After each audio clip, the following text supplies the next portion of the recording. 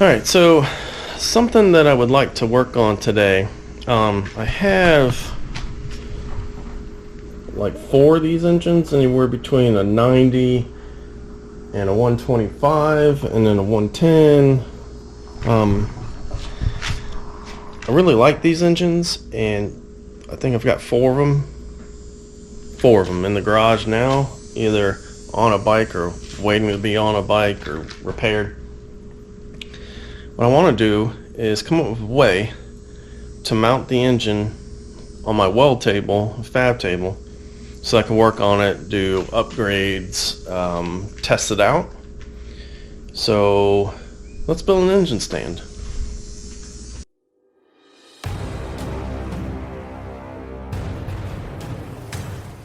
So what I would like to be able to do when this is all said and done is take one of these motors and not have to work on it in the bike.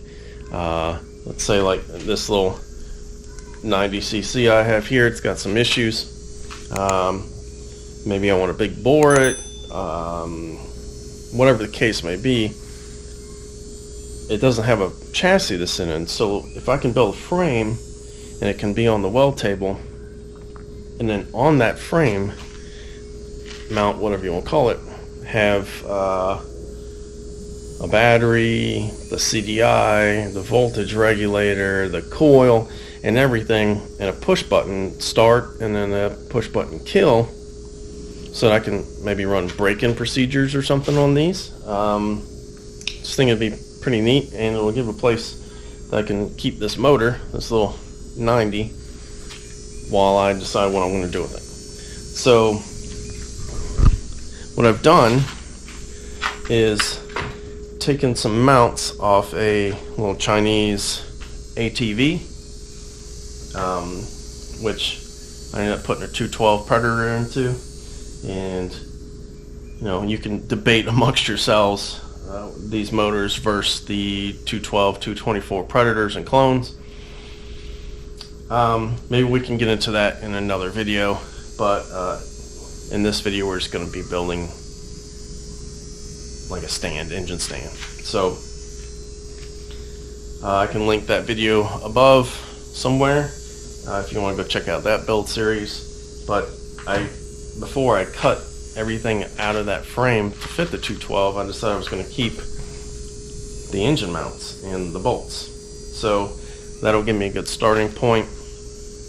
And what I'll do is I'll go online and I'll check out a few of these stands that are available and maybe some people's ideas, kind of figure out what we want to do, and hopefully I can do this without spending a whole lot of money.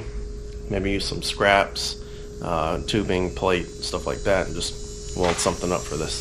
So yeah, let's get on the old Google machine and see what we can't find.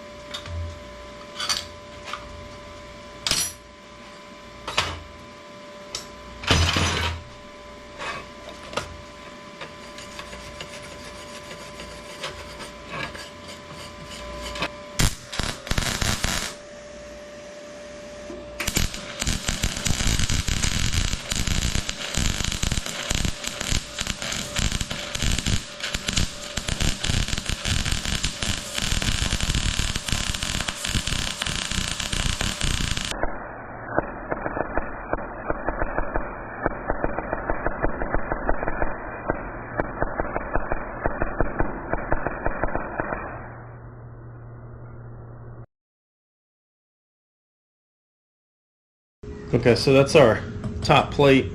Should give me some room to mount a couple components, and it's really just some flat bar. Let's see, 3 inches wide, 3/16 thick. This is our rear lower mount. Goes on the engine, through bolts, through the cases. And I have this scrap piece of real heavy wall 2x3. So I think I'm going to do is clean the paint off of this and weld it square on here. And that will kind of give us a post. And then from this post, we can go to that plate that we just welded on. Coming together. We got our rear lower mount welded to our 2x3 rectangle section. Honestly, this should be enough to hold the thing up, but we just want to make sure we got to have room for our gear, our CDI and coil and all that. Now what we need is a base that this can mount to, that we can then clamp to the table. I think I've got some angle iron that we can use for that, so I'm going to go ahead and cut that into a U shape, 245s and 2 longer legs, and weld it to this guy here. And then it's just a matter of attaching this post.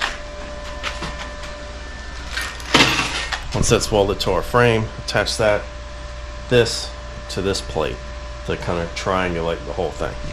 So we'll get going on that, and then maybe add some gussets, and then it's time to try to get all the wiring and buttons and everything situated. So yeah, let me cut that angle iron and we'll bring you back.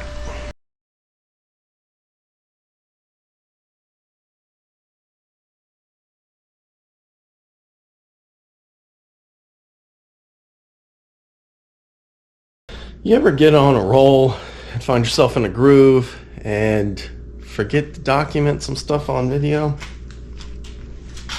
That's what happened here. So we're going to jump ahead quite a bit with our engine stand build. Here it is.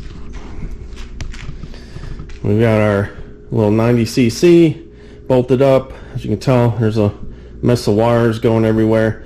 Have the wiring harness stripped down and minimalized to what we really need, just to make it run. And one of the cool things is with the angle iron, was looking for a place to set the battery, and it just so happened to drop in right here. I noticed that when I cut the angle iron and everything out and welded everything together, that there was quite a bit of rocking to the frame. So I added an additional piece and figured, well, if I could space it out far enough, maybe I could get our battery to sit in there. And sure enough, there it is. Unfortunately, I do have quite a few parts that we can use, but the problem is I don't have enough. We need a set of handlebar risers, because we are going to run a set of these bars here. These came from an old ATV. They have that thumb throttle. They've got some grips. I'll be removing this switch and everything. We'll be using this one, which I've gone in and removed the headlight switch, so we don't have to worry about all the extra wiring. It's just the start button and the kill run button. And I've removed all the wires associated with the lighting. But we need a set of risers to bolt these bars into. Also need a carb. I don't have one. I have an intake, but I don't have a carb. And an exhaust, which I've got one ordered. And I think what we're going to do is we're going to trim it down quite a bit, and it'll have a muffler on it, but it'll fit in our frame pretty well. But we got to wait for that to get here. And I know that this frame works if you're going to do some work on one of these motors. I had to take the stator cover off, replace the stator because the wires have been cut so short I couldn't do anything with them. And I also replaced the starter. Unfortunately, I had no idea where this starter came from. It was just in a box of parts I had, and it's bad as well as the previous one. No, it's not my wiring. If I run 12 volts directly to it, nothing. It just gets hot, doesn't spin. So I've got one of those on order. I've got risers on order. I have a carb on order and an exhaust. So once those come in, then we can finish this up and we can test it. We'll actually fire it in the stand, and fingers crossed it worked. So until next time, guys, get out there and do it.